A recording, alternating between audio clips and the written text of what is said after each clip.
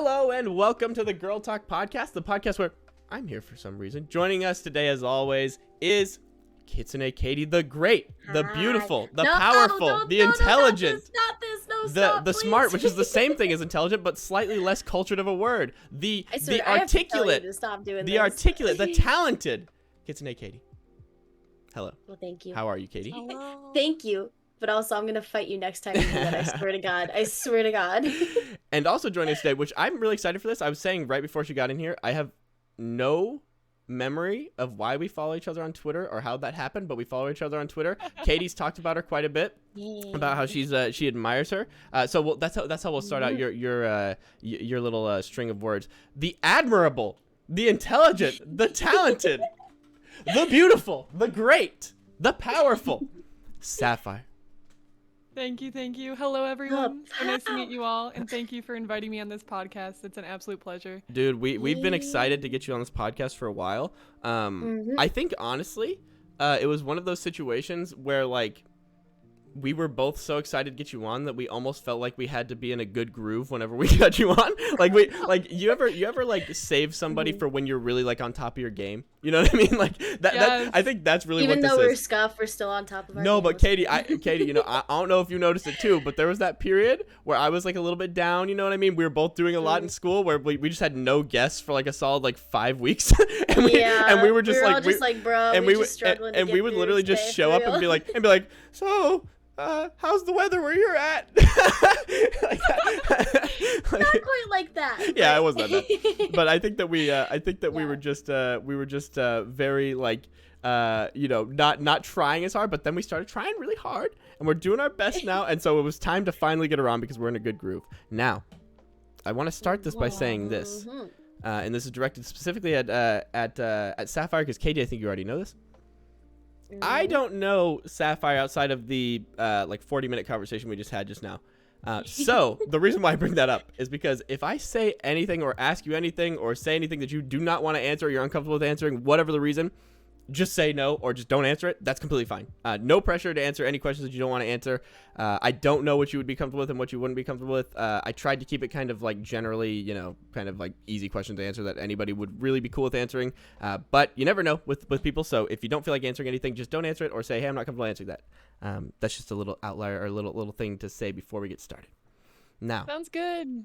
Thank you. Now, that being said, I have a very important question to ask you.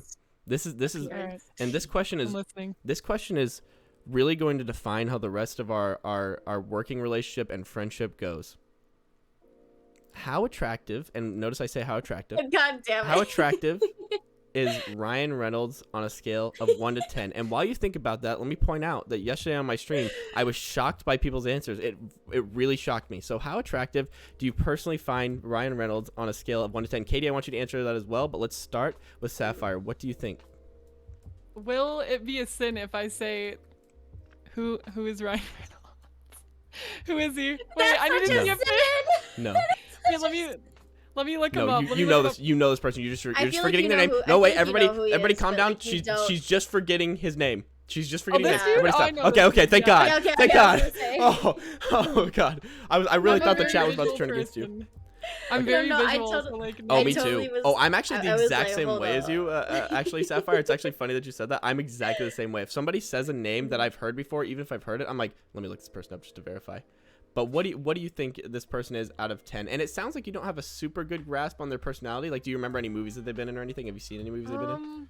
I have to see. I need to see a list. They've been in like movies? Deadpool. They were in. That's really the only one that I can think of. Oh, he's Deadpool? Free Guy. Yeah. Mm-hmm. Oh, Free Guy. Okay, I haven't seen Free Guy. That's on my list to see though. Good movie. You should see it. Man, I don't know his personality. Like that is a lot. Like for me, Right. It's so important for somebody to be like physically attractive and personality attractive. So I can't give him a full 10 because I don't know his personality. Right. So I can't be that Okay, generous. so I guess what you have to do is just base them entirely off of their picture. Looks? Yeah, like their looks. Like if I saw him at a party, I'm gonna give him a 7. I'm gonna give him a 7. Woo! Like he A cute. 7? He cute, but like I would approach him maybe. I'd probably approach him to at least get to know him, but and if he asked me out on a date, yes, I'd probably say yes, but I don't know. Oh, you know what? Yeah, go ahead. Sorry, go ahead. I did not mean to interrupt you. My bad. No, go for it. That was pretty much the end of my thoughts. Oh, I was gonna say, because like, you know what? It kind of seems like he has that like that greasy car salesman kind of vibe, just He a little does. bit. He does. Like- That's why I'm like, I don't know if I want to approach him. Like, I see it a think I little bit. would, Yeah. but like, I feel like if I approached him, he's kind of unpredictable, and I don't know how I feel about that. I feel like he's either gonna like, he's either gonna be like exactly what I expected or nothing like I expected at all. Firstly, Yeah. let me just point out, I'm gonna post this in chat really quickly. This is who they just said has a greasy car salesman vibe. Look at this profile picture on Twitter. Look at his profile. What do I fucking look like to you two if he looks like a greasy car He does salesman? look like a. Bro, but can't It's you his see face it just thing. for a little bit? Like, hold on here. I'm struggling to see it. You're gonna have to send me a. Let me send. I'm gonna send. Okay, wait. Hold on. I'm gonna try to send this in the Discord so we can both Okay, see okay. it. What chat should I send it in? You can post it in The- media. Promo, Vegas? obviously. this is all just a I'm big gonna post it advertisement. in media. I'm gonna post it in media. Hold on. But You look like a sweaty like- gamer. Exactly. See, that's fair. like No, y'all, that's fair. y'all can see it just a little bit. Like see. I'm not saying like he What? super looks like it, but like you can see it just Wait, a where did you little put this? bit. In Media? media, Oh, yeah. media. Yeah, media. Katie, Yeah. I feel See, betrayed right now that you're saying this. I feel He makes me betrayed. uncomfortable. What? Like, look at his shoulders. Like, he has his shoulders up a little bit, and like, he just looks like there's something going Okay. on there, and I'm not quite sure what it is. Wait, hold on. Pause. If I'm being real, I definitely think this man is a 9, like out of 10, and then personality-wise, he's so Really? fucking Oh, thank funny. you, Katie. Yeah, like Okay. if I'm being real, it's just like he makes like he intimidates me. I guess is what I'm trying to say. He's like one of those guys where like you're fucking attractive, So- but like you're kind of scary. Ruby- like what you said. I don't know if I'd approach. He's him. dangerous, you Like- mean? Yeah, Like he's right. dangerous and stuff? Yeah, he's Ruby dangerous, just dude. said I would extract my bone marrow for that man. Oh my Not your bone marrow. So this my this is so this is what I'll say. God. This is what I'll say. I think actually at first I was upset with Sapphire's answer, right? Like at first I was like, Sapphire, come on, like what are you doing? Then I realized Sapphire doesn't have a super good grasp on his personality. Right. Not that Katie or I do either because we've only seen him in movies. Yeah. Well, But- and also just like clips interviews, of like yeah. him. Yeah, but like that's still like, a face he puts on. So one thing Yeah. that you guys have pointed out that has actually changed my opinion on him a little bit Mhm. is that you guys just said basically what I was hearing, and tell me if I'm misrepresenting your point, Katie. It kind of sounded like what you're saying is that he looks so attractive and is so like charismatic looking that you're afraid that he might be like some sort of like cult leader, like one of those people that has like yeah, that, that's you know what I mean? kind of exactly it. Okay. Yeah. That's it. Okay. He put I it had into words not perfectly. I had not considered Yeah. that until you just said it, and now that I see it, I can't unsee it. And so this has ruined Mhm. my entire meme for this entire thing. My entire meme was going to be if you guys answered anything less than a 9, I was really going to flame you guys, but I can't now because I see your point. This is a shame. I was fully prepared to go in on you guys, and now I'm like, wait, no, you might be right here. I'm looking at it, and you I don't objectively might be know right. How he is. Yeah, he's so he's, good. yeah, looking. he's so good looking. He's sus. sus. Exactly. He's so Yep. good looking that you're like, damn, like I Red don't know. sus.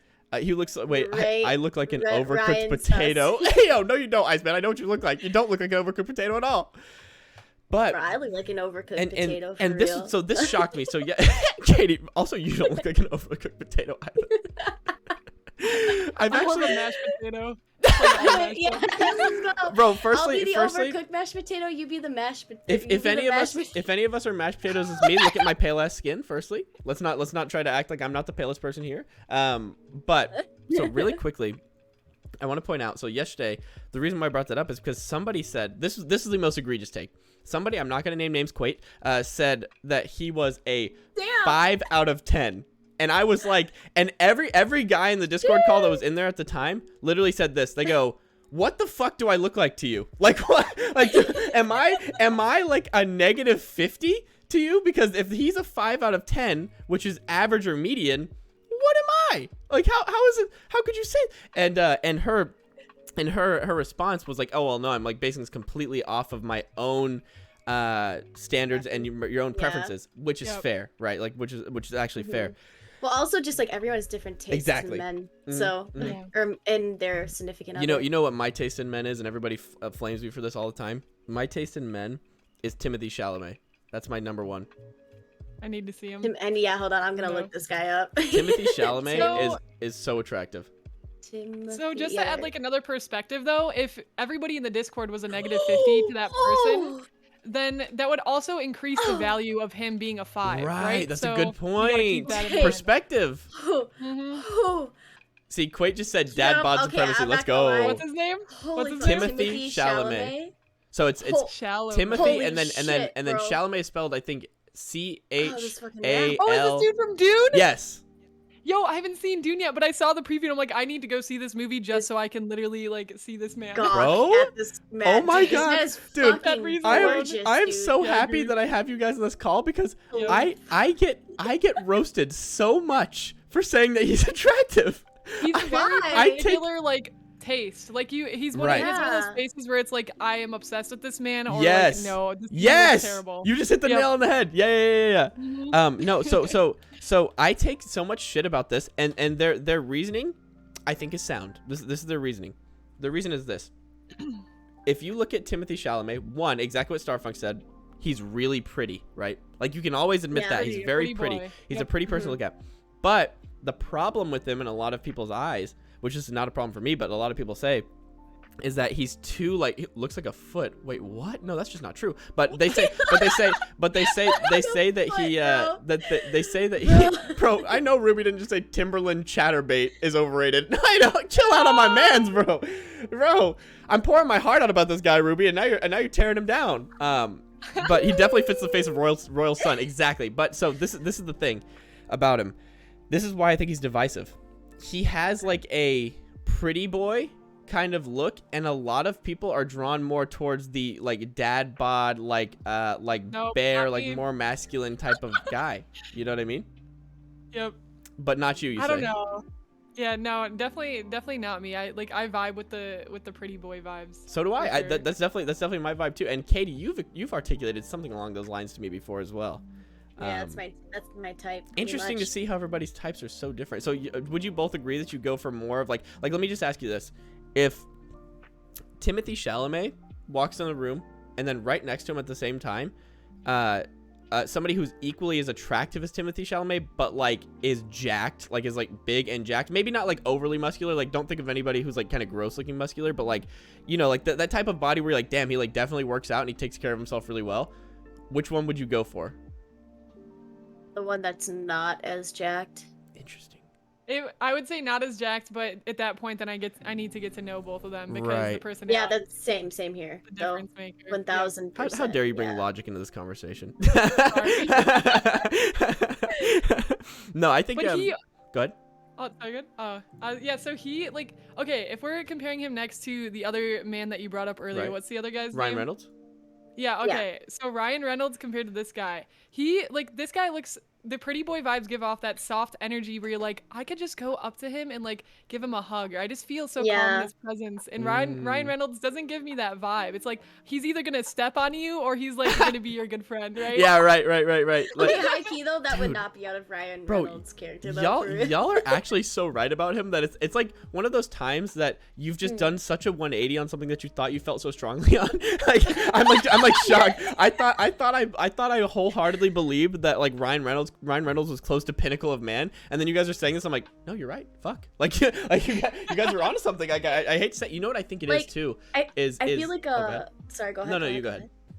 I was just gonna say Timothy Chalamet. I feel like gives off like you know how like people go to like fashion school, and like I feel like Timothy Chalamet gives off the kind of vibe where like he really cares about fashion and stuff like that, and Ryan Reynolds is like suits, a suit kind of guy. You So- know? You said. Go ahead. You said, thank you. Yeah, you said, you're like, you know how everybody goes to fashion school? I was like, yeah, we all go to fashion school. No, I didn't mean to say everyone goes to fashion school. I meant to, No, you did, I meant to say, you know That's how funny. people go to My next bad. topic was what was y'all's best experience at fashion school? Oh. I'm joking. No, but my closet. oh, you're My walk-in closet. I think my I only came out of the closet for it. No, Ayo! My only answer to that question would be, have you seen the way I dress? I've obviously never been to fashion school unless this is some sort of like an art performance that I'm doing. No, one more thing on this Ryan Reynolds debacle really quickly is I want to point out this as well. This is something that I'm starting to notice from what you just said just now, Syafire, is you just said basically like you're basically talking about how one of them you're not sure how they're gonna react. They might be like scummy, and then the other one you look at them and you're like yeah, like he looks like nice and like somebody who I'd like to talk. So this is what I just realized. Look at their eyes. That is the defining thing. Their eyes are very like Ryan Reynolds' eyes look like I'm either trying to manipulate you or I want you to think that I'm nicer or whatever. Timothée Chalamet's eyes are like I'm chill. I'm here to be in your presence.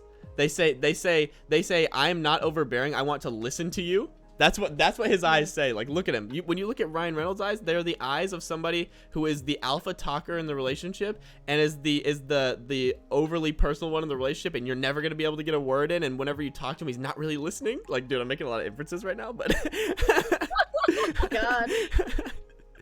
It's because, like, okay, from an artist's perspective and an artist's point of view too, you make a good point about his eyes, because, and this is like the difference you need to have in art when developing characters and stuff too, but like when your eyes are more slanted downwards, which Timothy's are, it gives you more soft, cozy, like friendly vibes. That's why like my character's eyes are slanted, and Katie's has the slant too, which gives us more of a cute, friendly, cozy vibe. Interesting. Yeah. Dude, you know that's actually really fascinating, because with my current like rebranding that I'm doing right now, I actually took eyes really into account for that reason, because I really wanted to do like a sleepy eye kind of thing, but it didn't go with how I am on stream, so I couldn't do it. That is something I love talking to artists because of this. I actually was just at the Houston Museum of Fine Arts the other day.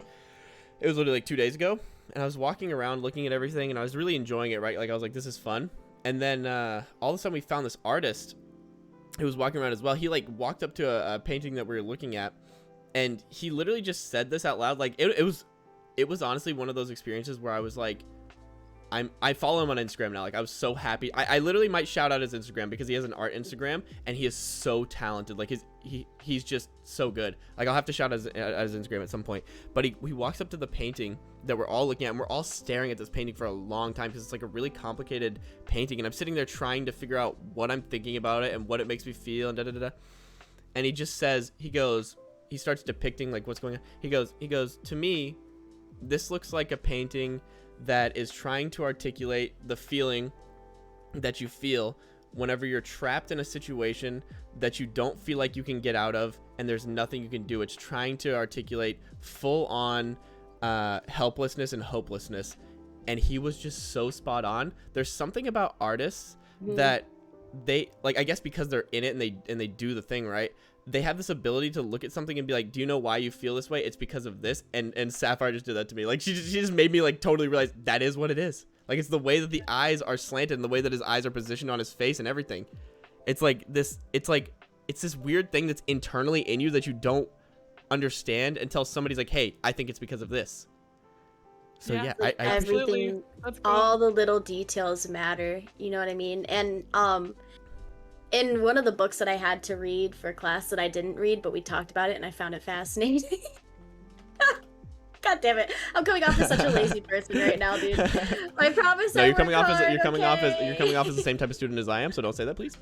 Oh, shit. Okay, my bad. No, but so there is this thing where because I'm taking a class where it's reading and writing the zombie narrative, and so basically the main character was talking about a scene where everyone was in a mall cafeteria, and like basically you know, the classic zombie outbreak happens, and then one moment within 20 seconds everyone is like fully turned basically, and there's a lot of people in that clip, you know, in that cafeteria, and he talks about like he views it differently in sort of a way that like he views a cube. Like one moment if you look at a 3D cube, it can be viewed a specific perspective, and then like if you look at it differently, it could be viewed differently as well. And really quickly, do you mean when you say that, just so that I'm understanding fully, do you mean like if you look at it straight on, it can look like just a square instead of a cube?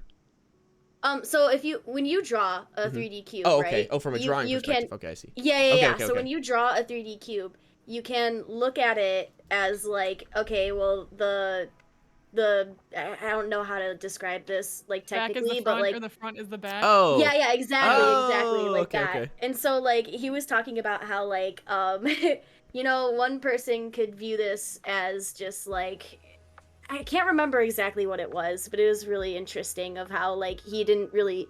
It was like one moment, like he blurred the perspective of like who was actually like living Wow. and dead.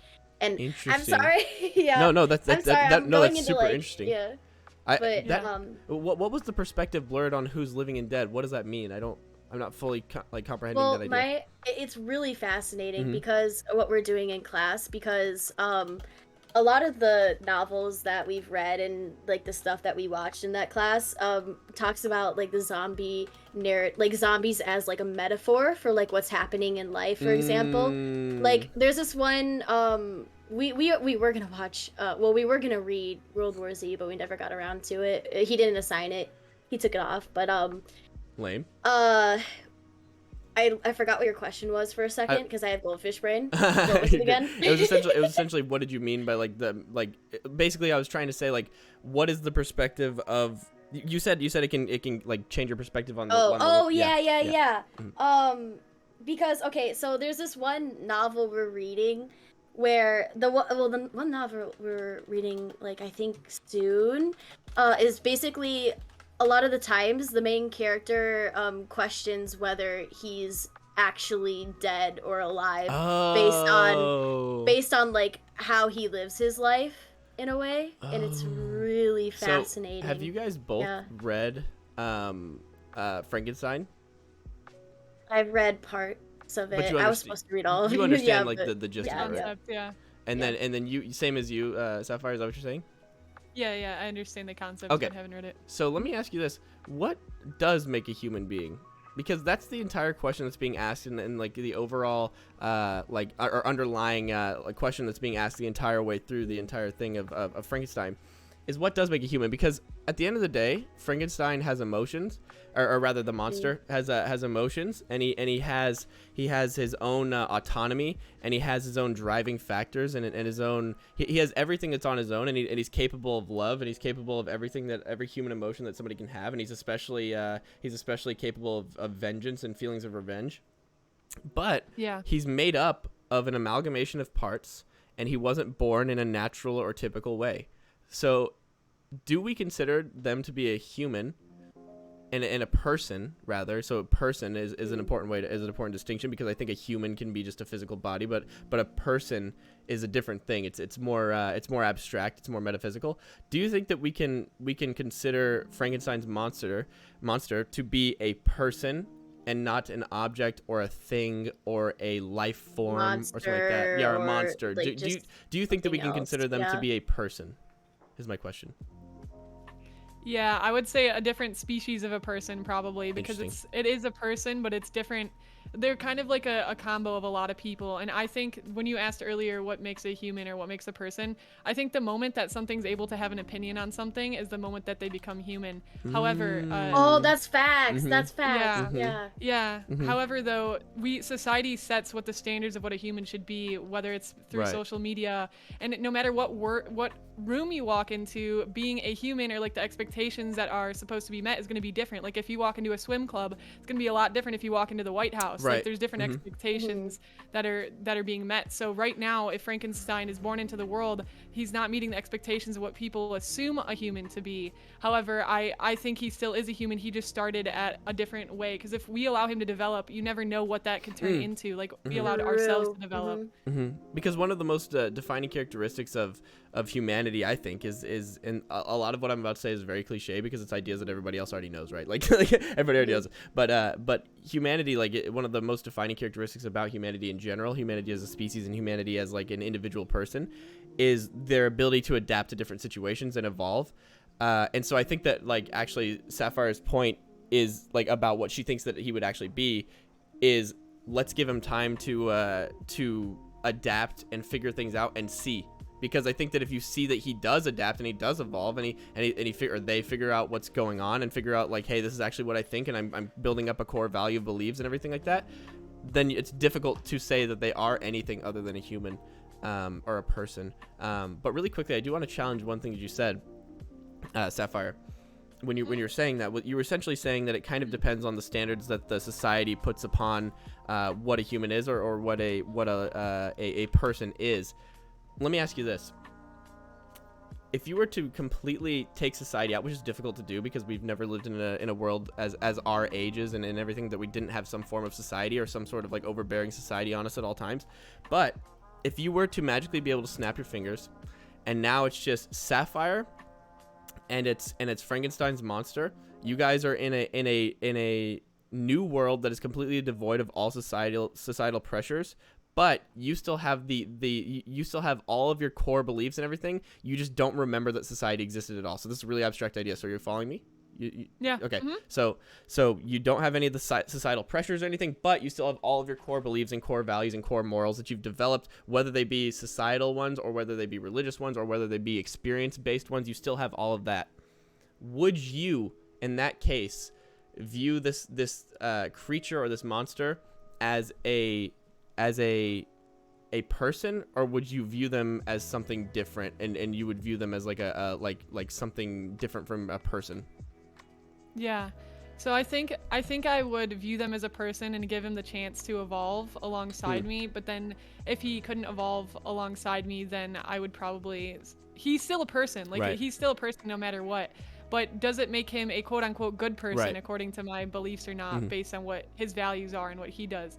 And if he is causing problems, yes, he's still a human, and like I said, I'd allow him to develop alongside me. But you know, survival of the fittest. If Right. he's falling off or doing other things, he will either go off to start his own species and develop in his own way with a different language or a different way of doing things, and I'll go off and do mine, and naturally the world would evolve, and we would either reign supreme or he would, depending on who develops, I guess. Yeah. Bro, if you've read Frankenstein, it's kind of scary because I think that he would reign supreme. Like he's a scary being, and he's so like he's so capable. One other thing that like I kind of noticed. Wait, hold on, losing my train of thought.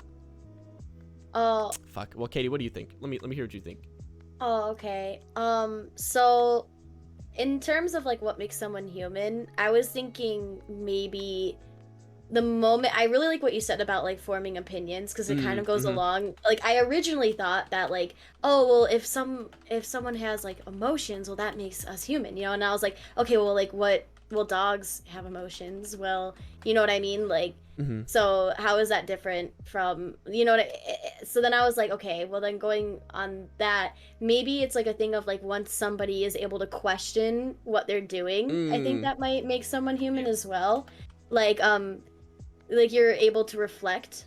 I don't think that any other like species has that ability of like reflecting back on, oh, I probably shouldn't have done that, or I don't like super know how to word it correctly, but I think that When you might can- be when you can think about your own thoughts, when you can think about the thought or the yeah, thought yes, of yes, having yes, a yes. thought. That's Yeah. exactly it. It's like, yeah, the thinking about, like thinking about the thought. Yeah, so Annie that just you said had. power of abstraction, yes, unique to humans. And that's why, Katie, as soon as you said that, my first thought was, whenever you started bringing up the dog thing, I literally had to write it down because, you know, I got goldfish brain too, Katie. I literally wrote this down as soon as you said this, I was like furiously typing to not lose this point. You said you're good. you said like, well, dogs have emotion.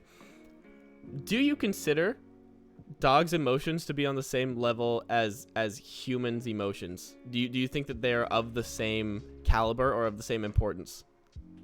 Oh my god, that's Because a really of the hard fact, and the question. reason why I asked that was pretty much exactly what you just said and what Andy was just saying. The fact that you can't, dogs can't think. Dogs can't think this. This is kind of what I'm trying to say. Too soon, nice. Dogs Too have soon, too nice. soon. But yeah, we definitely don't talk about that. But dogs, they don't think, hey, I'm hungry, I think I'm gonna go get food. They have an impulse of hunger. That's what they actually have, right? Yeah. Because they don't have a consciousness in the same way that we do, and by that I mean they don't think of themselves as themselves in the same way that we do. They don't have a concept of that. They don't have a concept of time. They don't have a concept of a lot of things that we have concepts of. So do you think that you can put the same level of value of human emotion on like an animal's emotion, but we're using dogs specifically because we've grown up and evolved around them so much? So do you think that you can put them on the same scale, or do you think that you have to make some sort of like a separate point for dogs' emotion versus human emotion? I think I'd probably have to put them on a separate scale, because I don't think dogs can really understand why some things happen. You know what I mean? So like, let's say, and I don't know if this is a very great example, but let's You know what? Maybe let's not use that example. Let's not, just because we're on stream. But yeah, dogs lack sapient. Exactly, Starfunk. Yeah, but therefore innocent and must be protected. Exactly. That's how I feel too. Yeah. I'm like, you gotta protect them. I just Yeah. noticed, Loki, Tyler, you look similar to an actor, Jamie Doran. He plays the huntsman in Once Upon a Time. And then he said, Sia will know what I mean if you haven't seen the show. I have not seen the show. Do I look like them? I'm looking. The them up Huntsman right in Once now. Upon a Time. Yeah. Wait, the Huntsman. Who's the Huntsman? A little star? bit. You see it, Katie? Wait, Jamie Dornan. I do see it a little bit. Yeah. I got told the other day that I looked like this doctor from some TV show the other day. Basically, like, so I was on Wait, this. I was, like Doctor Who? No, so I was on this trip, right? Katie knows about this, but Syafire won't. I was on this trip to Orlando to go to Universal, and we were on the bus on the way to like the theme park, and I see this family like whispering and looking at me, and I have like I like get triggered by that kind of thing because I was just made fun of so much as a kid for being a ginger and shit like that, and so I'm literally just thinking, oh, this sucks, they're making fun of me. Like, that's the first thing I thought. I'm like, oh wow, they're making fun of me, this sucks. And so like I'm about to like say something like, hey, are you talking about me? And then literally like I think the mom sees like this look of like confusion on my face, and I'm looking back at her, and she goes, oh, I'm so sorry. She goes, you just look exactly like this doctor from this one show. And I go, what? She goes, and then like her entire family, I think I know. her entire family erupts in laughter, and then they pull up their phone and they show me, and I did dead ass look like him. I can't not deny I did look like him. I looked exactly, and I go that I literally go, that is the best compliment that I have gotten in like a month. Thank you so much. I go, that's great. Thank you so much. Star power is overwhelming. Facts. What's Hunter's back? Let's go. But Tyler is more ginger, so Tyler, bro. People's love of gingers, I don't understand. I'm just not attracted to them. Like Derek from Grey's Anatomy? I don't think it was Grey's Anatomy because I kind of recognized the characters and like the stylisticness, lol, but style of that show. I got told at work that I look like a child of Adam Savage and Jamie Heineman. Those are two goated parents though. Let's be honest. Don't you love how a stream can really go from such a fucking complicated idea as what is humanity and what's personhood to I look like the love child of Adam Savage and Jamie Heineman. Dr. Tyler, just take me out back. Ayo. Can change so quickly. I had one more thought, and then we can move on from this because this is a complicated topic, and so there's so much things. Like I had so many questions while both of you were talking, and I remembered what my question was to Syafire earlier. So Syafire was essentially talking about, just to catch us back up. Syafire was essentially saying like, I would let them evolve kind of like alongside of me, kind of independently of me, and see how he ended up evolving and turning into like what kind of person he turned into, or what kind of like regardless of that though, they are a person is what she was saying. And so I thought, well, if you consider them a person, right, can you blame them, right, if they do evolve negatively given their circumstances? People are made up of nature versus nurture, plus like their experiences in life. Good so point. I would say that you can blame the way you created them, maybe then, especially if you're the one that had made them. But then you can also you can still support ways of the way they grow. You can still try to set them up for success. Right. So in other words, you're saying like, hey, the damage is already done from like the way that he was created and the way he was kind of tossed aside as a creation. But we can just kind of work with what we got. But let's just say even if you do work with what you got and you try, at the end of the day, by the way, keep in mind that this man is like 3 months old. You know, like he's 3 months old. He's like figuring everything out. If he does still turn out in a negative way, what would be your reaction? Would you just be like, well, like I guess they're just going to be independent of me? Or would you feel like, okay, like we have to like seriously distance ourselves from them and we don't view them in the same way anymore? Like, would you have any kind of negative feelings towards them, or would you just be like, they're a product of their environment? I would say, well, first, it's an outlier, so it's only one, so you can't base your conclusions off of the one and what happens to him. But two, I would say if he was creating toxicity in the world, like me as a person and my values as a leader, this sounds messed up. I'd say like I'd eliminate him from the world, but he is my creation, right? But that sounds messed up too, because you could say that. I'm not gonna like go super dark here, but I guess I would not blame myself. I'd say it is what it is. I tried my best and I would just walk away like from him. Right.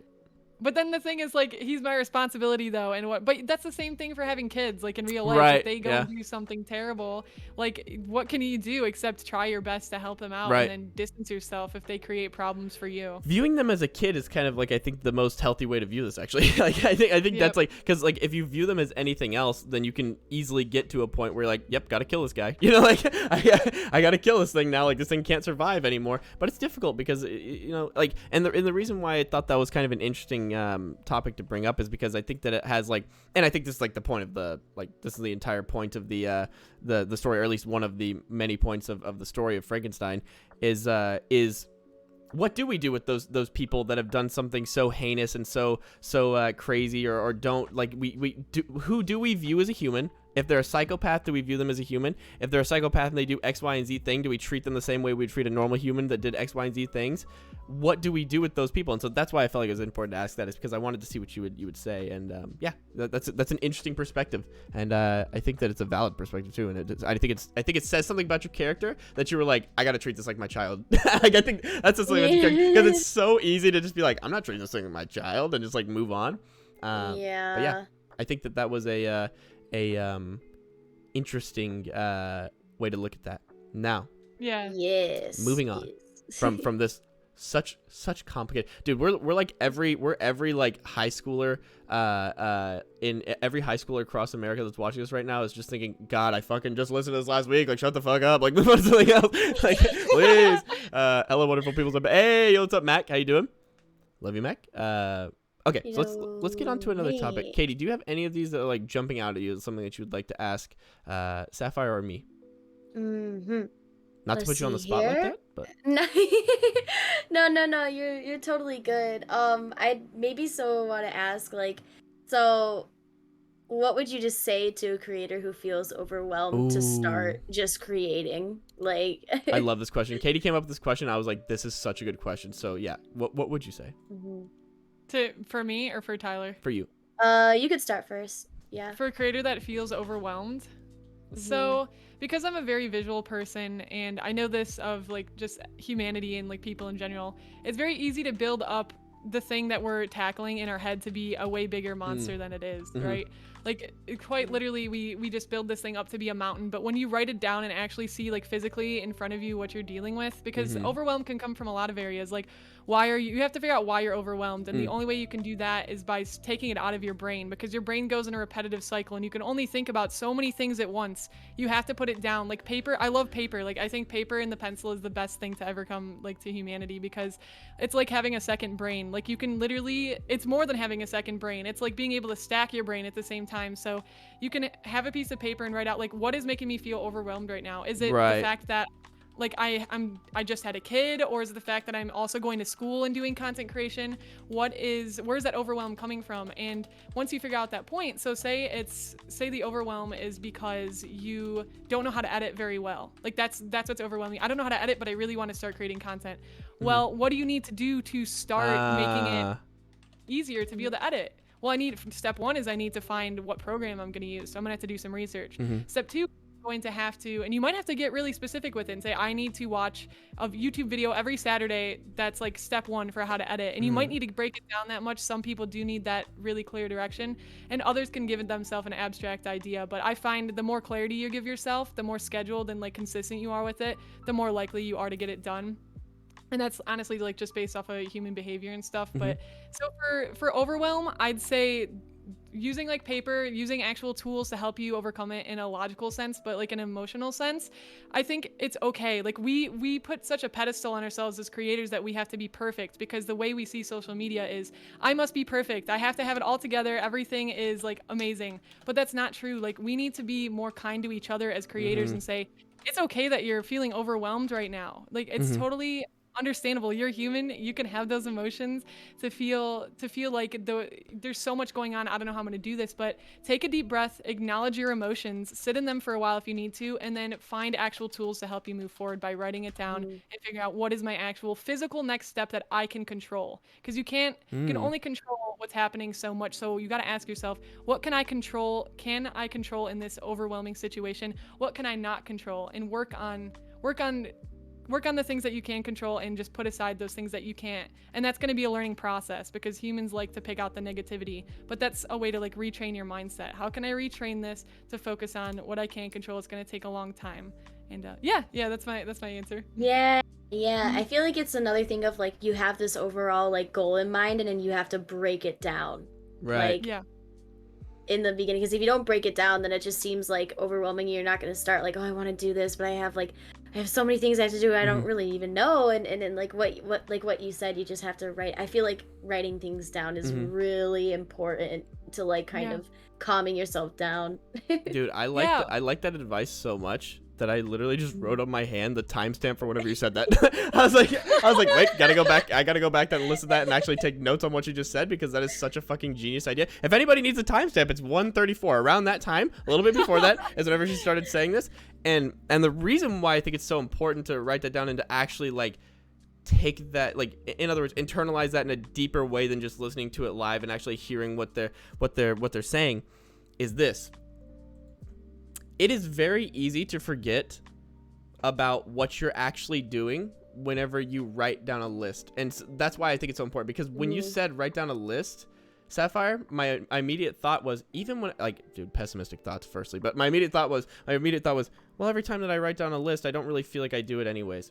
Then you said, and then you got like more specific and you said, no, break down that task into smaller tasks. That was like the nugget of information that I needed to hear. Like that was like, that's such a powerful piece of information and such a powerful tool to know and something to work towards. And also, and people are saying this in the chat. This is essentially what SMART goals are. SMART goals, if you don't know, I don't know exactly what everything stands for now, but I'm sure if you've taken any college classes, you've probably heard about this.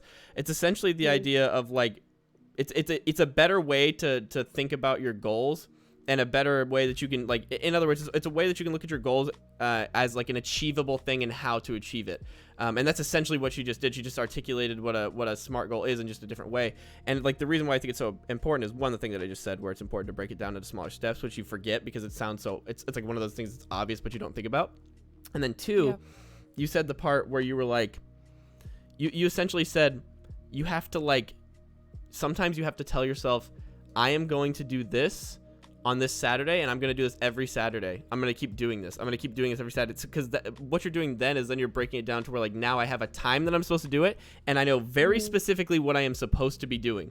So that way, it's harder to make an excuse whenever that's the case. If you have an abstract idea, like learn how to edit, that is impossible. like to me, like as somebody who has ADHD, like I look at that, and I'm like, what do I even do with this information? Like I just look at that and I think, oh yeah, that'd be great. Anyways, move on to the next thing. You know what I mean? Like there's no way that I'm actually going to do it. But if you say, learn how to edit, branch that idea off and say, first, research editing software. Then you say, next, pick an editing software. Next, watch YouTube videos every Saturday on this editing software.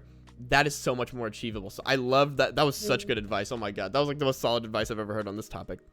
The only thing that I want to add, and this very much, I think, shows at least from my estimation of her as a person, in the span of time that I've known her, which is about an hour and 30 minutes now, is that I think one of the differences between you and I is that you are able to break things down in a detail-oriented way that I am not, or at least is not natural to me. I can, but it's not naturally the way that I think. And one piece of advice that works really well for me, that was the only reason that I ever started doing any of this, was I had this like breakthrough mindset change where I realized this.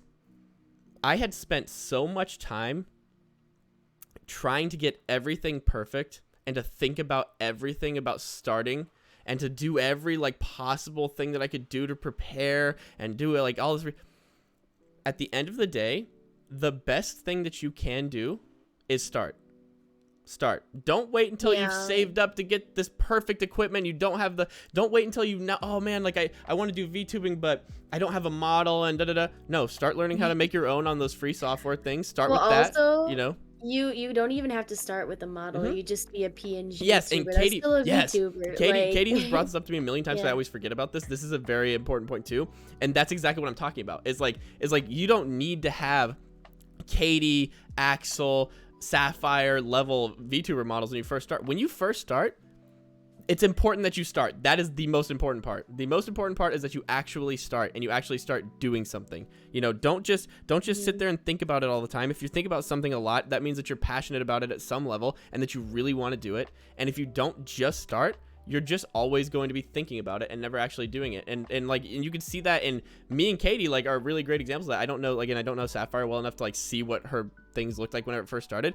When Katie and I both started, our setups were a singular laptop Jank. and a shit mic. That was what we had whenever both of us started on both of our like, I remember us like we would like take solace in the fact that both of us had such a shitty setup. Like, we'd be like, oh, thank God, like, we both have the same shitty setup. This is funny. And that's how we started. You know what I mean? And then slowly, you're slowly like, oh, well, you know, I'm going to get a better mic, and now I'm going to get a better computer, and, you know, go ahead. Yeah, so you know, the anime dude, you know, Jordan. Yep. Oh, man. I remember his fucking headset. Yes. He literally taped it or whatever. And wait, was it you? It was me. Yes. Yeah. So I sent him a message because at this point I literally was on my personal Twitter. I had really not thought about, like, I wasn't really doing it yet. You know what I mean? Like, I wasn't really doing the thing yet. And I just like looked up to him as a content creator. I still do. He's a great content creator. He's really nice. I like this guy as a person. He's a great person. The anime dude on the anime dude YT on Twitch if you want to see him. But I had messaged him something along the lines of, "Don't let your dreams be dreams, just do it, Shia LaBeouf." Exactly. But I had looked up to him a lot as a content creator, and I messaged him something that was like, again, pessimistic and like just kind of like self-doubty, and I was basically just like, I don't know how to start. I feel like all my equipment and everything is not good enough, and da da da. He literally sends me a image of him whenever he first started with a headset that was like a shitty, like, you can tell it's like a headset that you'd get like at a gas station, with duct tape around the mic that connected to his mouth, that he had to duct tape this fucking headset back together so that the microphone didn't fall off. And he said nobody has the good equipment when they start.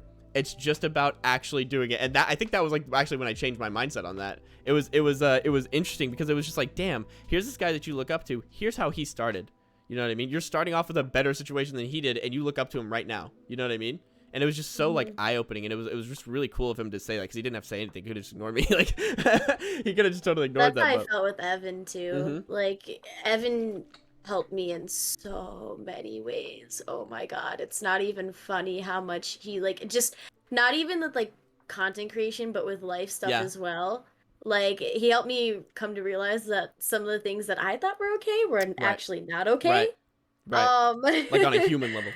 Yeah, on a human level. And so I'm so thankful to like people like you, Sapphire, like, who really like devote like their time to help other people like start and figure out like what they want to do and to follow their dreams and stuff like that, because not everyone could do it, and it's so meaningful. Like, yeah, anyway, that was one of the first traits that I learned about Sapphire that didn't come from her or Katie, was like that something that they were saying was that somebody in the chat was like, oh my God, like, actually multiple people in the chat were like, yeah, she helped me out with this and that, and I was immediately like, I like this person already, because I love it whenever people do that. Like, it's so nice whenever people take time out of their day and say, hey, like, somebody in my community or somebody in the community is trying to start something and they're reaching out to me for help, I'm gonna help them. That's so nice, especially with something as complicated as VTubing. Like, oh my God, I can't imagine. Like, oh fuck, I was so overwhelmed with VTubing, dude. Like, it wasn't even funny, because I remember I was kind of, I had these two friends who, one of them was into VTubing, and I would message him like, hey, I really don't know like what to do or where to start and stuff, and he made me really nervous, because he was like, and this is just stating facts, like, I don't blame him at all, but he was like, VTubing is very expensive, you're not going to be able to get a live 2D right away and stuff like that. And I was like, I mean, like, looking back at it now, it's like, if like, it is very expensive, but there are also multiple ways to do it if you save, if you are smart about it. Like my rebranding, my model that I'm gonna be like re-debuting with is Live 2D, and it was like, it's expensive still, but it was like one of the cheaper versions, because usually when like someone rebrands into like with a live 2D, it's like upwards to $2,000 plus. God. Oh my Yeah. God. So mine was not like half. Mine was like not even half that. But so still. it's still expensive as fuck. But like if you're smart about it, like you just have to take the time to really research what you're doing. And first of all, finding stuff online about VTubing stuff is very difficult. Yeah. So see, you actually really helped me with VR chat stuff, by the way. Because I was like, bro, what the fuck is going? I don't know how to do this. Like, Katie, for a split second, this? I didn't hear you say hear you say her name, and I thought you were talking to me. I'm like, I don't know how I helped because I literally didn't help you at all. I'm like, I literally sat there in a call with you one time while you were figuring it out and literally contributed 0%. Like, I did nothing. But so this actually kind of, I guess, like transitions nicely to both of you, because Katie, even though like we've talked about this quite a bit, we haven't really like gone super into depth in this idea. So I want to hear both of your perspectives on this. What made you want to get into VTubing in general? And then like, and Katie wrote this whenever she wrote this question. I'm guessing this is specifically towards Syafire, considering the fact that I don't do either of these things. Also, game development and art for you, Syafire. But let's start out with the initial question, then we'll go to that one. So the initial question is, what made you guys get into VTubing? Because to me, it seems like whenever I look at this from the outside, hey Alan, how you doing, bro? Whenever I look at this from the outside, and from my like secondhand perspective from watching Katie and everything like that, it seems so stressful to me that I can't the breaking it down thing that we just Morty, what's going on? The breaking it down thing that we just started talking about seems like that list would be like a scroll. Like, you know what I mean? It'd be like one of those memes in a movie where they'd be like, here's the list of things you need to do to start VTubing, and then you'd pull out a scroll and go, zoom, just like get like a huge list. So what made you guys start? What was your start like? How frustrating and hard was it to actually get into? And we'll start with Katie on this one. Katie, what was your perspective? So I haven't been into VTubing for so long. Actually, when I first saw VTubing, I didn't really like it, which is interesting. Because I think my first ever experience with it was the first time I ever saw a VTuber was Kizuna Eye. And at the time I was like, why be 2D when you can just be yourself? Like like I didn't understand it. I was very ignorant on the topic, and I thought it was weird. Which I think, by the way, Katie, really quickly, not to interrupt you, but I think that's an interesting point, because I think that's how almost everybody starts looking at it. Like it's like the natural way that you look at it whenever you first see it, because that's kind of the thought that I had too. I was like, why would you? It doesn't make any sense to me. But continue. Sorry. There are so many things you could do with VTubing. Oh my god, it's so creative. So and that it's was the initial thing that made you interested. I want to just become an anime girl. You know okay, what so I mean? okay, so the thing that made you interested was you were just like, I want to be an anime girl. Oh no. So the thing that like so I knew about Hololive.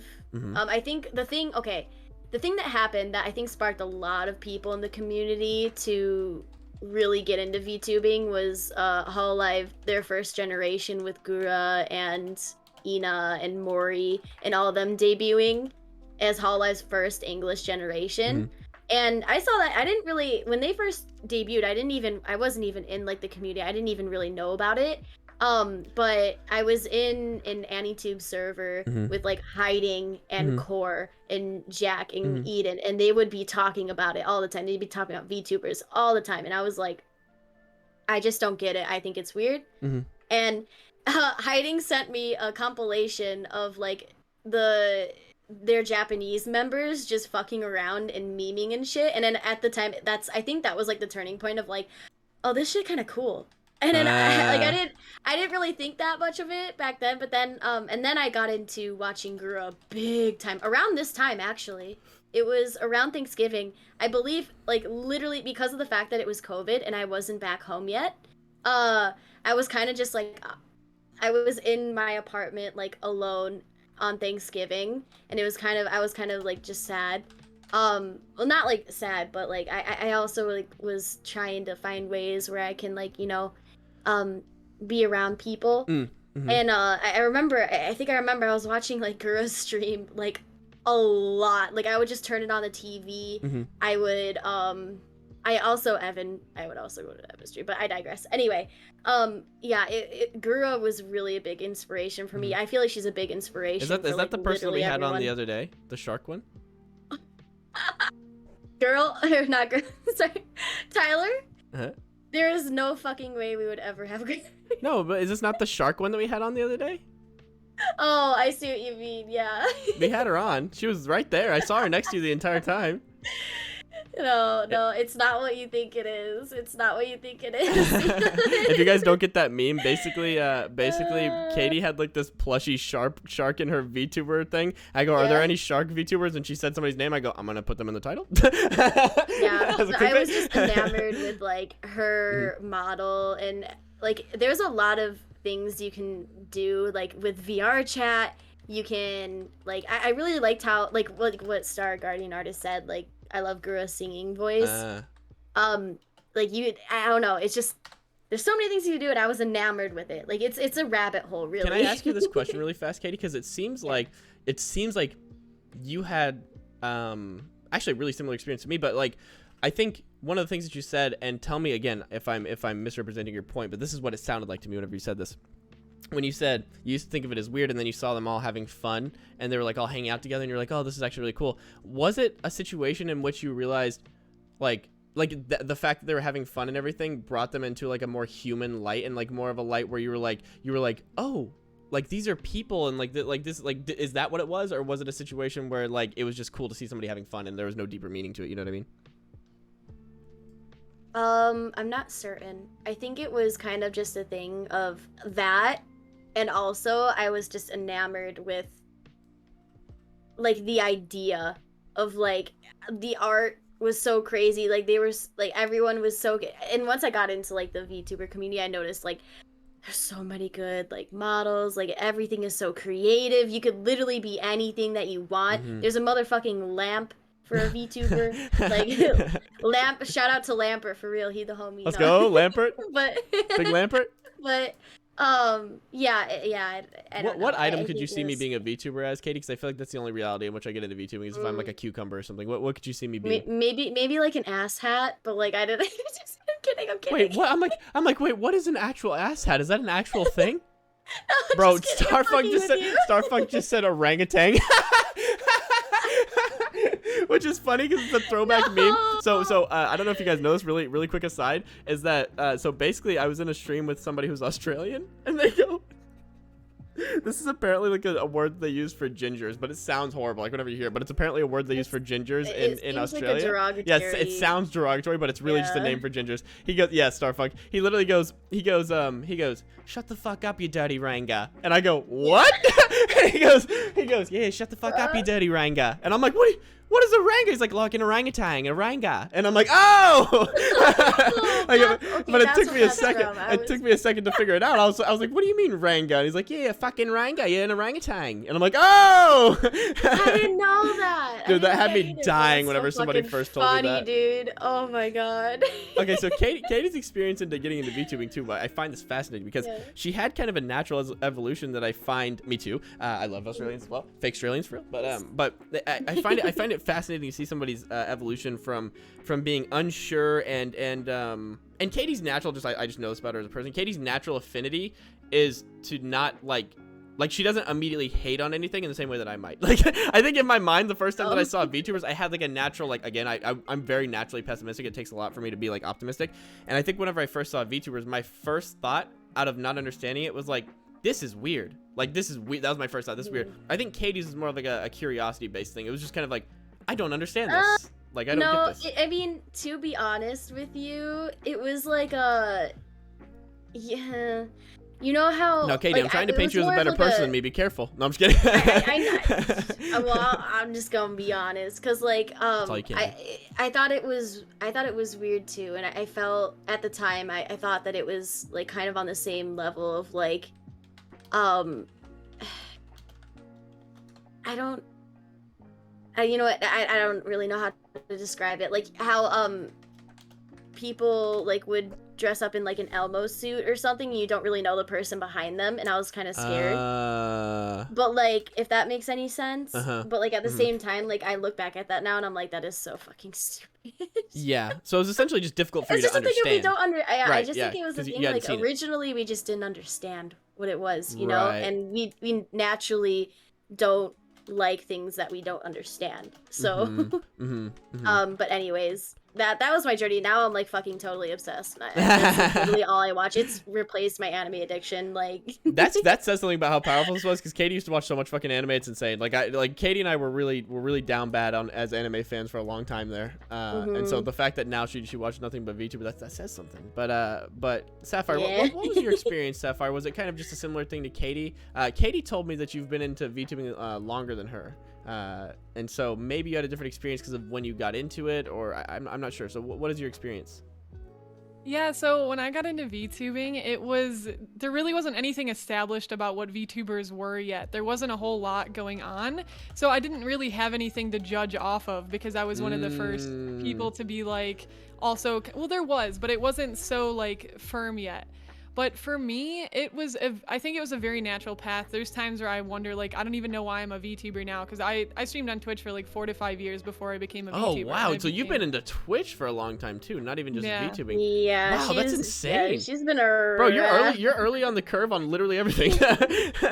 That's crazy. Yeah. I've been a...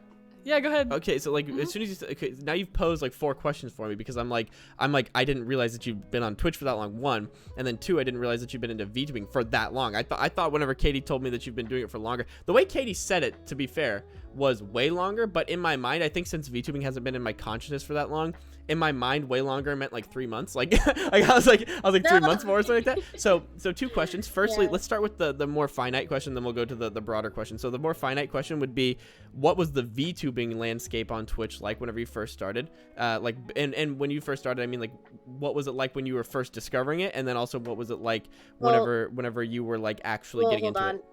Tyler, do you want to write or type those questions down? Because I want to hear how, like, the answer to your first question of how she started to get into, like, the... Yeah, okay. Yeah, that's fine. Yeah. I'll write them down in the Google Doc. Okay. So you want me to trail backwards a bit here? Yes, just continue. Continue. Yeah. Cool. Sounds good. Yeah, so all that being said, so yeah, I've been on Twitch for a while. I became a VTuber like a year ago now, a full-ish year ago. And again, there really wasn't a lot of VTubers around. Code Miko was kind of like, she kind of popped up. I don't remember though if she was a thing before or after I became a VTuber. It was too long ago now, but for me, it started with VR chat, because essentially that's the first version of what being a VTuber is like being an anime character. And I had VR at the time. So the thing that attracted me to VTubing was when I got my first VR headset. First of all, that changed everything for me. Just like it changed my perspective of the world. And that's why I think everybody should try VR. But when I was in VR and I made my very first avatar, like I 3D modeled Frankenstein, LOL, Frankenstein, my unironically, yeah. Right? No, quite literally, yeah. So I Frankenstein my model together, and then I was in full body VR, and I remember this was one of the most surreal moments of my life. I was in VR and I walked over to a mirror in VR chat so I could see myself as my character. And since I'm physically in the world, not just looking at like a screen, I'm physically my character, I'm physically in a world that doesn't really exist. It only exists in my mind and others' minds if you're there. I looked into the mirror and I looked into my avatar's eyes and I was like, this is insane. I literally am my creation. Like as a creative person, now I am my creative avatar that I've made. I'm physically my piece of art. It's not just drawing the piece of art. It's not just creating it, but now I can actually feel what it feels like to be this character. What a powerful moment. I can only imagine.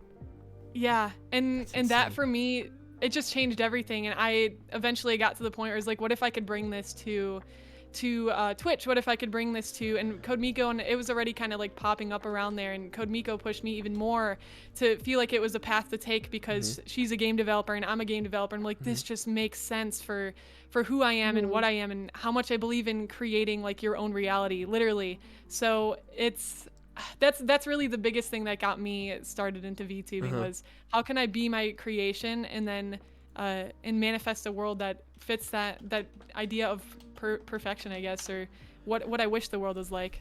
Wow. That's so crazy to think about. Mhm. It's I hmm. No, you're good.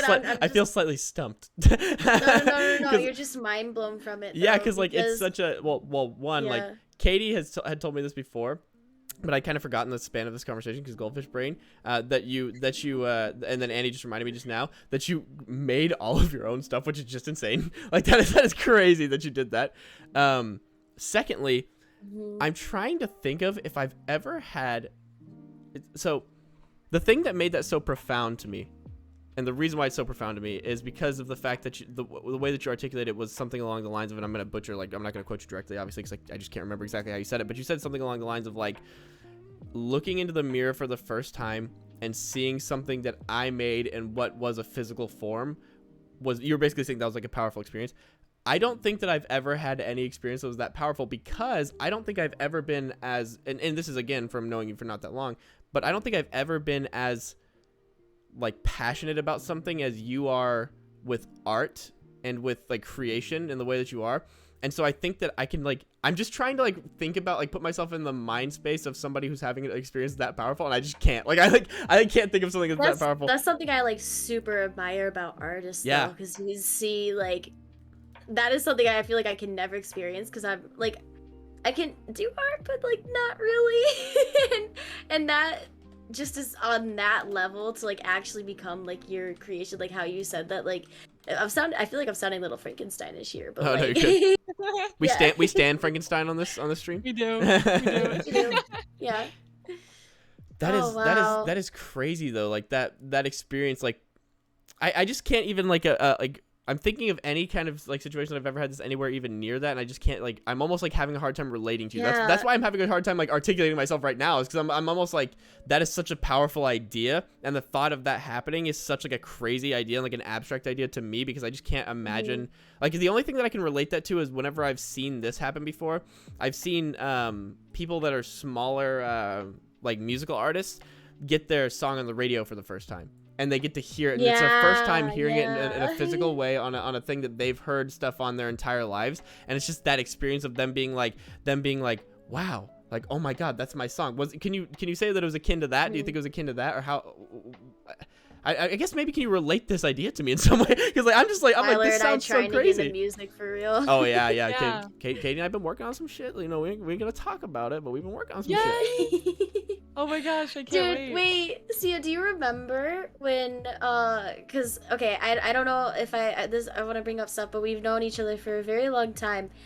We went to a conference or for convention? like schools, a convention, yeah, like our little convention where it was like a literary festival or something like that. Yes. And I told you, I was like, I really want to do something like regarding music or writing, but I'm really not sure on what to do. I don't know.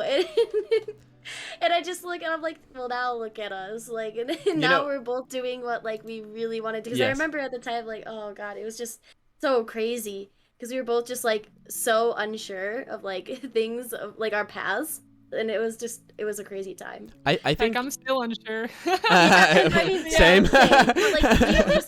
But you at least have more of an idea. Yeah. Yeah. Right. You know, that was such an like. Speaking of crazy ideas in general, Katie just drops this on me like right before we're about to start. Like we're having like a pre-podcast meeting, and we're just like having a conversation. We're kind of talking. We're showing each other a few music stuff, like just kind of like it's more just like a casual conversation than anything. Coming up with a few questions, whatever. And then she goes, yeah, and then the fact that I've known her since this age is, and I go, what? And she goes, yeah, I've known her since this age. She goes, I don't know if she's comfortable bringing it up though, so probably don't bring it up. I go, why'd you even tell me? How am I gonna not bring that up? I'm like, that's insane. You guys have known each other for this long, and you both organically on your own came up with the idea to start doing the same thing. How am I not gonna bring that up? It's crazy. Yeah. It's insane. Yeah, I was inspired a little bit by you too, though. I will say that. Oh, so like you saw her doing stuff, and you were like, oh, like oh, I want to do it too. Yeah. Oh my god, that is so crazy. crazy. There was part of it that like inspired me to like do what I'm doing now, if that makes sense. Right. So wait, and you guys get into this at your own discretion, and in fact, I think it like, you know, in other words, say whatever you're comfortable with here, but what can you guys go into like knowing each other and like I don't know. I just want to know more about that because Oh, I feel like what Katie was doing to me whenever we were talking on Discord is that she didn't know what Syafire would be comfortable with me knowing, and so she wasn't saying much. Like she was just like, "Yep, we knew each other." Period. And I was like, "Wait, for like how long?" She's like, "We knew each other." And I'm like, "Wait, but what do you mean?" And she's like, "Yeah, we weren't like, you know, we knew each other since we kind of were around each other." I'm like, "No, but like, what?" And she was just not saying anything specific, and it was so infuriating. So if you want to, so you can. If you don't want to, that's fine. But can you guys talk about that a little bit? I'm so curious. I mean, I don't really know what you're curious about. Like, what is really. there to say? Is what you mean? Yeah, like I mean, we basically like I've known Sia since like I believe junior high, right? Junior high, I think, yeah. Yeah, and I mean like I remember remember when we were on the same cheer team together. You actually got That was me a into fun time. cheerleading. Like I wasn't did I? Really? Yeah, Katie got me Dude, into you were cheer. so good at it though. Are you serious? What? Yes. Not me. No, you. Bro. Yeah, no, we were. crazy, yeah. Yeah, so we were on the same cheer team, and we always kind of like. I think we always knew. It was one of those. We were the types of friends where we knew of each other's existence, and we vibed really well together. But we never had like a super deep friendship. It was like this person's Yeah. always around, and we seem to be doing the same things. And I really enjoy talking to you, but for some reason, we just never like. We never like became closer friends than that, and I don't know why, because like looking back now, I'm kind of mad at myself. I'm like, why did I not become Right. like? And I think that was just us growing and like taking different directions and doing different things. I think that was definitely it, because like Yeah. I definitely held like a really big respect for you, and same with both of my parents, by the way. They're always asking like, "Oh, how's Sia? How is she doing?" Like yeah, but especially my mom, by the way. She's but the best. I love your mom. yeah, And your dad. Shout Your out to Katie's family's mom. great. Shout out to Katie's dad. yeah. No, I think when I was in high school though, I was like so laser focused on like school that like I Yep. barely had time for like the friend group that I had. So like So like the idea of like making more friends Yeah. outside of that was like just not even I a think possibility. because like we were like good friends, but we weren't like, I think we had like different like friend groups and stuff, Yep, and it was I'd just agree kind of with it was just kind of a thing that like we didn't really like, you know, like it wasn't just like I don't know, Which- because we'd hang out like occasionally, like we'd see each other occasionally and stuff, but it just wasn't like a What up, I Spike? have a good analogy, yo. Okay. Oh, let's okay, hear it. okay. It's like we are both anime characters from another episode, and we had a crossover episode, and we're characters that get along Yeah. really well, but we don't really exist in the same world. Oh, I love how you Bro. you relate it in such a way that now I completely understand what you mean. I'm like, no, now I got it. Now I understand. No, but Thank I think you, it's thank funny. you. I think it's really funny that you guys say this, because I think that this is a message that I want to point out. If anybody is in high school right now, and you have anybody like these people, that like the people that they are describing themselves at, talk to them, like interact with them, Talk to because them. I have so many things like that. Like so many times whenever I meet somebody back up in real life, that like literally, I'm not even exaggerating, that it's actually crazy that we're having this conversation with it right now. So this girl, oh, Katie, I told you about this. The girl that sent me the picture of me whenever I was 16 and was like, "Hey, I just found this picture in like my old email. I just thought it was funny, like whatever." We're now dating. And whenever we started dating, we started talking about like, "Oh yeah, I kind of always wanted to talk to you in high school, but just never did."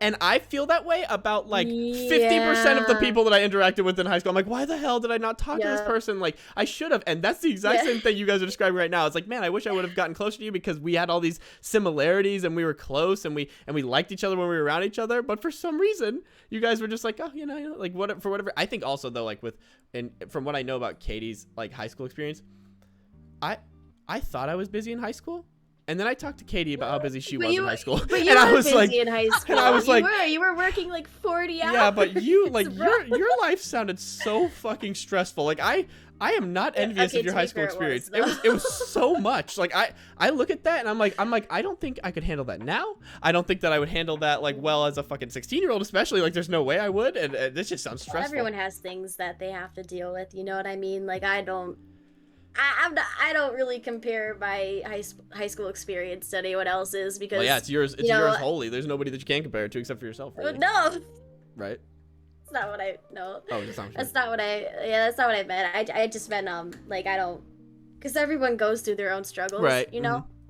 Like, I'm not gonna sit here and say that my struggle, like I struggled harder than Right. this person or this person because I had this and this and this I had to do, but like because other people go through different things. So From an objective But, standpoint, yeah. Katie's high school experience was harder than mine. That's all I'm going to say. She's not going to agree with me because she doesn't It want to. was. Katie doesn't want to put value judgment. She's this is the problem. Katie's a good person. I'm not. So let's shut up, I say this swear to really God. quickly. Let's say this really quickly. Katie doesn't want to put a value judgment on Bruh. suffering that we had in high school, which is a good person thing to do. But objectively speaking, Katie's experience in high school was much harder than mine and much more busy than mine.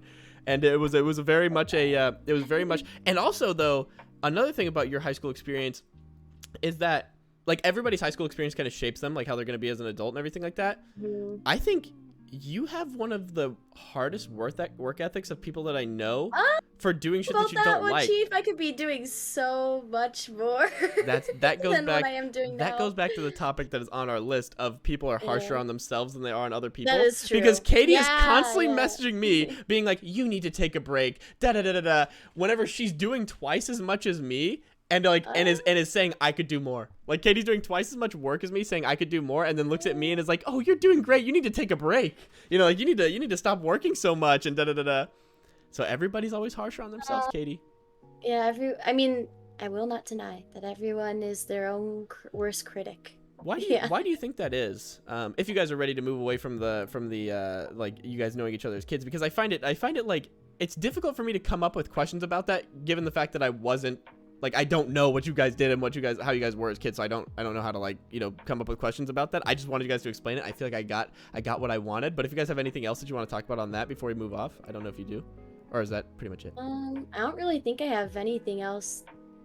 Yeah, I think that covers it. Cool. I'm Yeah, happy. I don't really think there's I'm just like firstly, I'm thankful. much to Thank it. you guys so much for talking about that, because I like You're just so curious. like I don't know how to say this without just sounding weird, but like my curiosity was so piqued whenever Katie said that, and I was just like I need some lore. Like I can't move on with my life until I need this I- lore right I now. need this. Yeah, I'm like if Katie won't tell me, I'm gonna like talk to Syafire afterwards. Like, hey, can you get in a call with me and just tell me how it was whenever? Like, I just want you to tell me how it was whenever you guys were kids. I'm just so curious. So I appreciate you guys for being open about that and talking to me about that, even though it's probably not like the easiest thing to talk about because it's such like a I don't know. It's just like a what would you say, like one of those things where there's really nowhere to go with that conversation, right? Like it's just kind of like like we did know each other, period. You know what I mean? So I appreciate you guys being open and talking about some experiences, because I really like that. It was one of actually that might be the highlight of like for me. The highlight of this podcast was probably listening to that. I just enjoyed that. It was just nice for me as a person. So as a person and as a viewer of you guys right now, thank you. Dude, I remember though, like, Ooh, let's go. when I was, it's not that big of a deal as you I'm excited to. probably think it is, but I remember when I was like trying to learn my full and I could never get it, and then you're like, no, I believe in you, you got this, and then when I got it, you're like, see, I told you. Dude, I was like screaming at the top of my lungs and you got that fall. I was like, let's go! And that fucking hit my heart, dude. The wholesomeness, it just hit my heart. You just said this isn't a big deal. What do you mean? That's a big deal. That is so It was a big fucking deal. wholesome. It's such a good moment. I was, Legit, I was like thinking of quitting cheer altogether just because I couldn't do it, like because I couldn't get past it, and then like yeah, it was just Katie. Okay, real I talk remember that though. specific, yeah. Real talk though, you like with doing the full, I can't even tell you how much that inspired me. Even if Oh, like, no. even though I didn't continue doing cheer stuff, you doing a full was my equivalent to understanding how I wanted to continue my life. And like, you're so Wow. passionate about like, I'm just gonna do this and I'm gonna get it. And I'm like, dude, she's got like, it seems like you're doing what is like the impossible for me because I hadn't worked up to that level of skill or flexibility. But seeing you, chase your dreams really gave me an outside perspective of like, oh my gosh, I have to keep doing my stuff now and I have to complete my full, but in another like area of life. Yeah, because I'm gonna be real with you. I'm gonna be frank. That full was literally like impossible for me. Like it was like the thing where like it was like the one thing in my life where I was like, I actually don't think I could do this no matter how hard I try. Like I literally I would go to the gym and like every single day, even on like off practices, and like try to fucking do it. And like fulls are, mind you, tumbling is like my #1 fear. Uh-huh.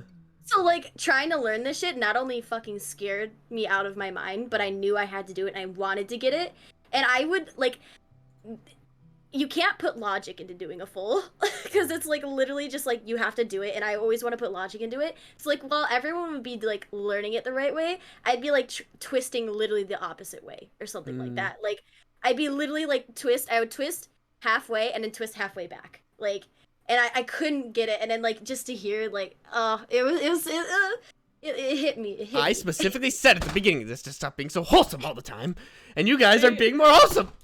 By the way, this is everything that I wanted and more. I just want you guys to know you are literally like I feel like I'm purely a fan of you two right now, and like I'm not supposed to be on this podcast, and I'm just sitting here just like this is great, like this is amazing, this is what I wanted. By the way, Katie, it took me until literally I'd completely forgotten everything about tumbling because I used to do gymnastics whenever I was like really young. And I completely forgot everything about tumbling. It took me until the very last sentence that you just said to realize that a full was not just a regular backflip. Oh, really? Yeah, not even. Yeah, because she goes to finish out the rotation, and I'm like, oh, it's much more difficult than what I'm thinking of. Like, well, okay, I see. Like adding twisting. So it's what a full is a back, and just to clarify, this is what it is, right? A full is a flip with a full 360 rotation in the middle. Yes. Ugh. Okay, like that okay, like going to the topic too of like us being hard on ourselves, that's crazy to me because from my eyes I was like I had not even a single doubt in my mind. I was like, you're such a good tumbler. Wow. Like you got this goal. Like that's what I saw from my perspective, and like it's interesting to think about that. Like I'm literally tearing up because when I like push myself to do greater things or go beyond who I am, I see like I don't even know how I'm gonna get there. Like that's impossible, and you thought the same thing, but then you did it. And then you challenge yourself. It literally was so impossible for me to the fact that like my parents and everybody just thought I was gonna quit. Like I wasn't even going. Like I would go to practices because I had to, but like there were points where it was just like I'm probably gonna quit after this year if I can't do this. Like this is really frustrating, and like it was yeah it was really bad. Katie, I say this with not even an ounce of joking in my voice. Like I don't know if you can hear it.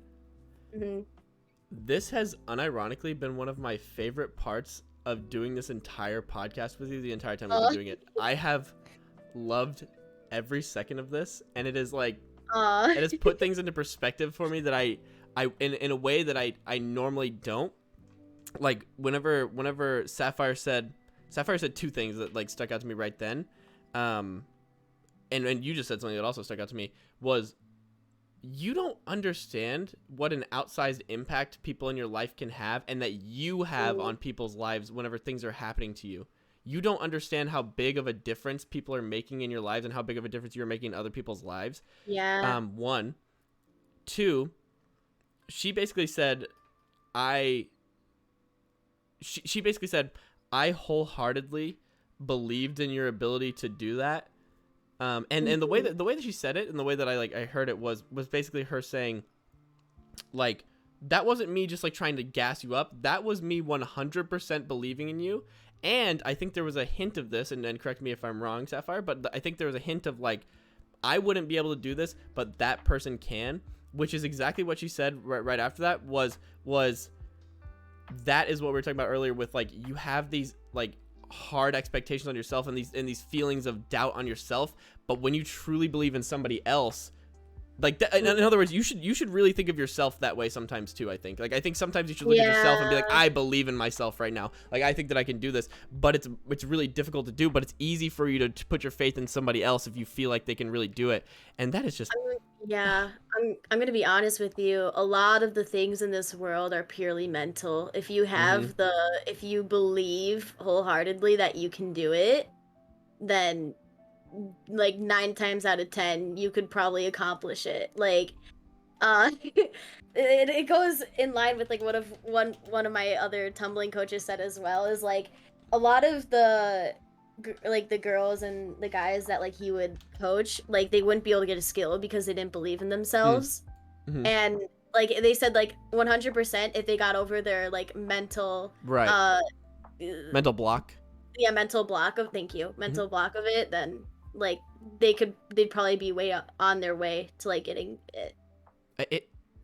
It's interesting how much like our own mental blocks can like like push us to not do anything. Like, and obviously, like we're using cheer and tumbling as the example, but I think it's also because that is such a. There's so many other things. I too, think though. that like, it's such a good example though, because it's something that is, and as somebody has done tumbling as well, and like I think that like the reason why it's such a good example is because there is so much fear associated with it. Like the amount of fear that you feel whenever you're about to fling your fucking body, like it's scary. Like it doesn't feel like you're in control sometimes. Like it feels like a terrifying experience. And there's just something to be said about that. Like, you know, like about the fact that like, but you can apply that to anything. Like Katie was saying, like it's just such a good mindset to have. Like if you just believe in yourself and you have the confidence going into it. My version of that is whenever my brother and I. My brother and I, whenever I was a kid, my brother and I got in a fight with another duo of brothers at a pool. And after it was over, I said to him, and keep in mind, my brother said this to me when he was 9. So in other words, a 9-year-old has influenced a big part of my life, which is exactly what we were talking about at the beginning of this. I said, I did not think that I was going to be able to beat that guy in the fight. I thought I was going to lose.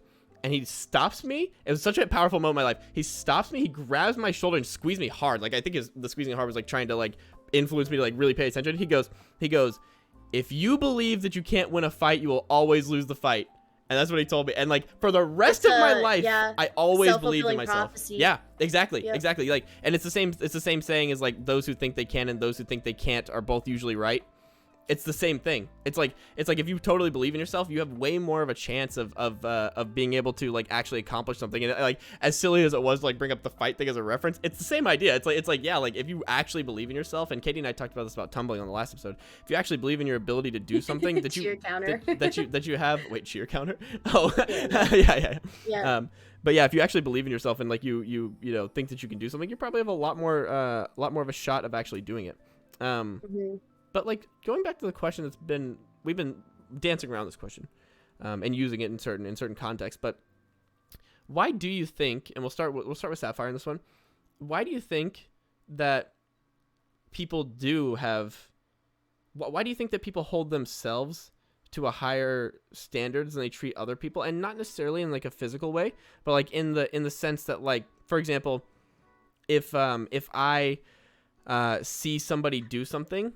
Like, or better example, if I do something, right? Like if I lie to somebody, if I hurt somebody's feelings, whatever, I have the thought of, I cannot believe I just did this. I'm such a bad person. They will never forgive me. But if somebody else does something that is that exact same thing to me, I think it's fine. I'll forgive them. Like it's really no big deal. People are people, you know, I can move past this. Why do you think that is? Why do you think that people are so harsh on themselves versus other people? Yeah, so I think it's because with our own stories and our own lives, we live every single moment. We live every single up and down. But when we talk to people or meet people, they only see the pinnacle of it all crunched together. Like this was an up moment and this was a down moment. So think of it kind of like when you're reading a book or you see a movie. You really love movies, you love books, and because you just see like this whole, it's crafted for you to be able to understand the journey as a whole. Right. But when you're living the journey like day to day at the present, you can't see the journey as a whole, but people from the outside can. So your viewpoint gets really distorted when you're going to the day to day with just the simple things. Even a simple thing like you're brushing your hair and your freaking hairbrush breaks and you're just like, freaking hate life, why did my hairbrush just break? But like they're not going to show that in the movie, right? They're just going to show the milestones that really make you who you are. And like in the context of meeting Katie and like seeing her achieve things through tumbling, it's like I saw her for the overall person that she is, the context of her life through the lens of a movie.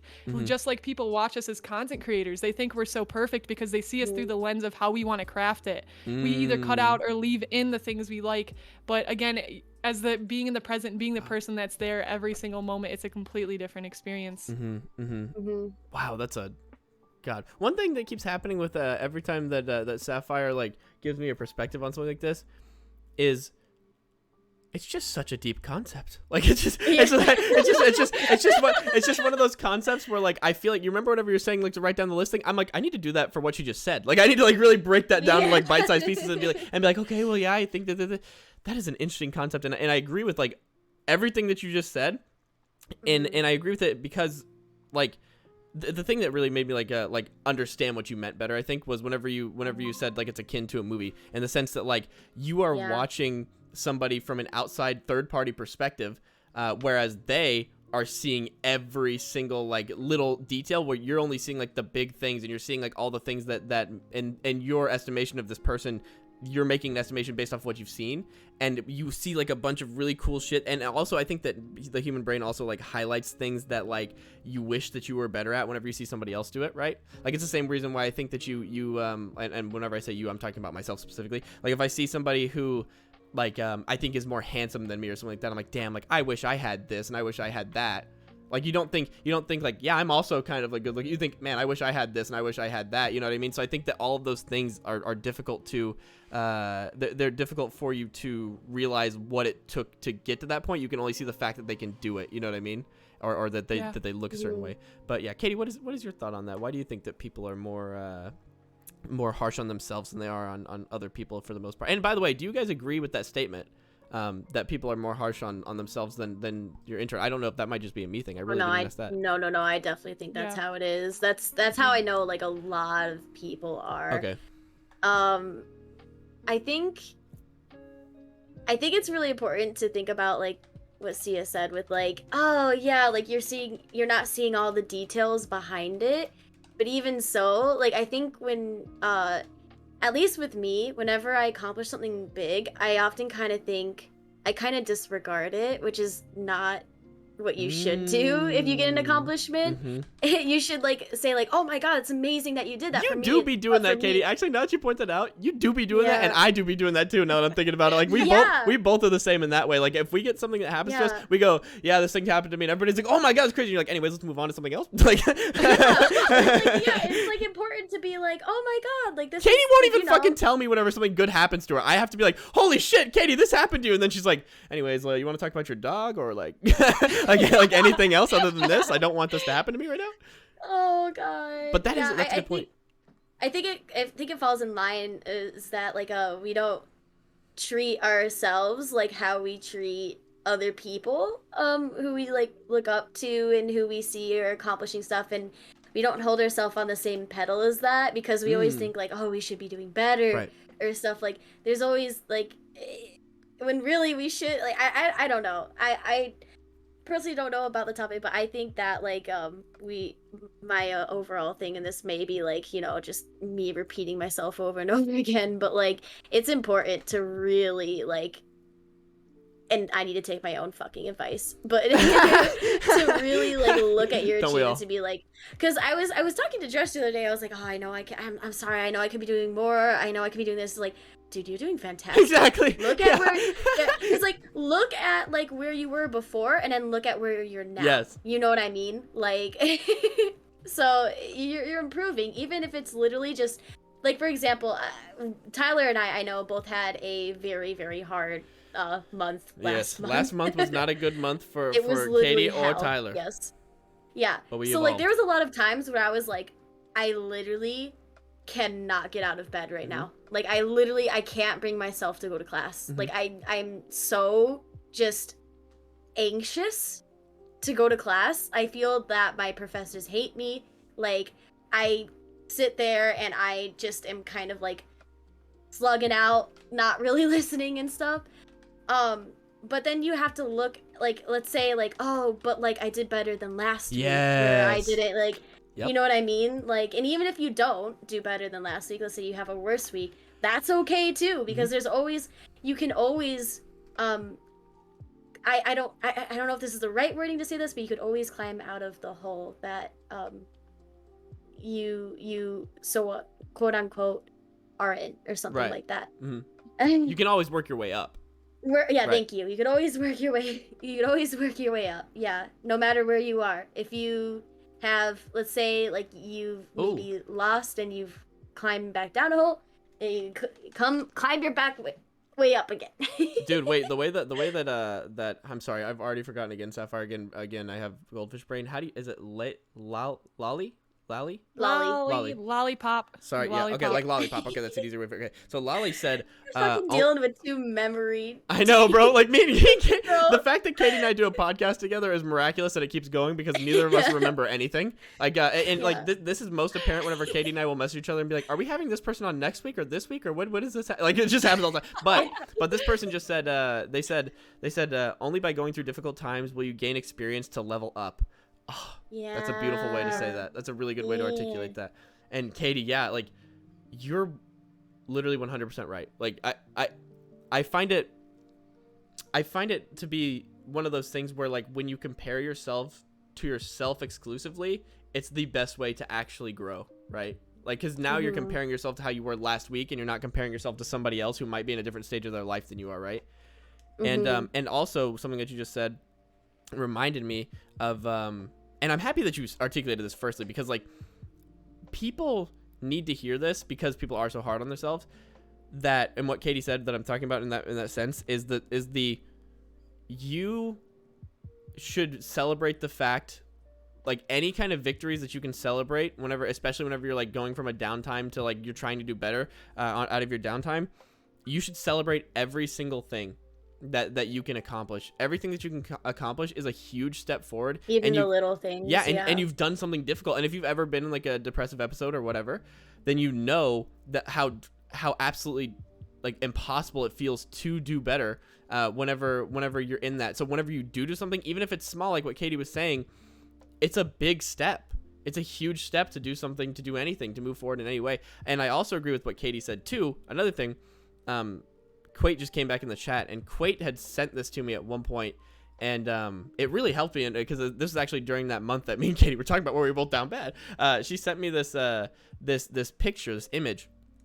It's a frog. The image really doesn't matter, but it's a frog sitting on a mushroom with a small cup of coffee, and he's like holding his own knees, and it says, "It's okay if all you did today was survive." That in and of itself is a win. The fact that you're still here is a win. The fact that you're trying your best to keep going and you're not giving up and you're still trying and you're fighting through all of these things that are difficult is such a win, and people don't celebrate that win at all. There's an idea in Eastern culture that Sides brought to my attention at one point that is every day you wake up and you thank the sun for coming up. So it's something that's always going to happen. You take for granted. It's the same thing with the concept of just staying alive. Like just staying alive is such a powerful thing. You've just done something that is powerful, but you take it for granted because it happens every day, right? So I appreciate you guys' perspective on that. That was really insightful and interesting, and yeah, I'm happy to be in this conversation. I feel grateful to even be in this conversation right now. I've had like 5 or 6 profound ass moments where I'm just like, whoa, like that's gonna be a thing that I need to sit here and digest and think about for the next 4 days. Yeah, mind blowing. Yeah, literally, yeah, mind blowing. Yeah, exactly, mind blowing. Like I'm gonna be sitting here like thinking about like the things that both of you have said on this podcast for the next like 4 days, and I'm gonna have like 7 moments on the next like the next few streams where I'm like, what about this concept? Let's go back to that really fast because I'm still not like I need some people to help me figure this out because I'm still kind of lost on this one. What do you think about this? So yeah, I appreciate it. I mean, this is as good as a time as ever to end the podcast, I think. Ending on that note. Ending on the note that it is okay if all you can do is survive, and that's perfectly acceptable. And you know, celebrate your victories. I think that was the other really important thing that Katie just said, is celebrate all of your victories no matter their size, and don't think of them as insignificant because they're really not. They really mean something, and you really just did something. So that will be the end of the Girl Talk podcast. Katie, thank you for joining me like always. Appreciate you. Yeah. You're a legend. And then also thank you so much, Syafire, for joining us. This was, oh man, like every once in a while Katie will suggest a guest and I have no concept of them really, I just don't know them very well. And I'm blown away by how like smart, insightful, or like, you know, just like whatever, like I also just enjoyed your ability to be abstract and your ability to be metaphysical and not always talking in a way that is like directly based in any sort of reality, like just talking about things that are like abstract and complicated. And so I appreciate you. That was really fun, and thank you so much for coming on. It was great. Oh, thank you guys. I've learned so much here today. This has been such an insightful conversation. Thank you so much for inviting me, and thank you for the compliments. No, yeah, the compliments are well deserved. I appreciate you both. But yeah, that's the end of the Girl Talk podcast. If this ever goes up on YouTube, which kind of doesn't seem like they're ever going to because I keep on not posting them, then subscribe and all that, and their links are in the description. But considering the fact I haven't posted one yet, this will probably be lost to the ether within the next month. So bye bye. If you're a part of this, you're a part of something fun. Unless Bye.